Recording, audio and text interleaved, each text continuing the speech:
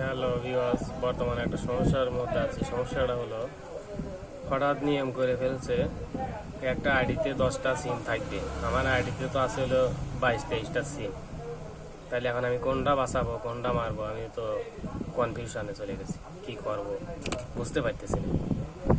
এমন তো অবস্থায় আমার কি করা উচিত বা কি করব, কোথায় গেলে সমস্যাগুলোর সমাধান পাবো। যেমন 11-12টা আছে এয়ারটেল রবি মিলিয়া, 11-12টা বাঙালি আছে 4টা, আর গ্রামীণ আছে 17-18টা। এবার আছে মনে হয় স্মার্ট 10 ডিজিট দেওয়া আছে হলো আমার 10-12টা, আর হলো 13 ডিজিট দেওয়া আছে 12-13টা। এবার আছে আমার 13-26, হয়তো 22-23-এর মধ্যে পড়ে। তাহলে এখন আমি বুঝতেছি না কোন সিমটা বাঁচাবো আর কোনটা মারবো। বর্তমানে যে আলটিমেট দিয়ে দিছে এমতো অবস্থায় বিকাশ আছে, নগদ আছে, রকেট আছে।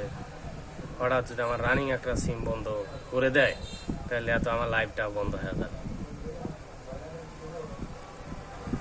সবাই আশা করি বুঝতে পারছেন আমার কথাটা, আমি কতটা পেরেশানির মধ্যে আছি। অবশ্যই আপনারা কমেন্টে জানাবেন, ভিডিওটা শেয়ার দিবেন, অন্যকে এই সম্পর্কে জানা বোঝার সুযোগ করে দিবেন। আসসালামু আলাইকুম, সবাই ভালো থাকবেন, সবাইকে ধন্যবাদ।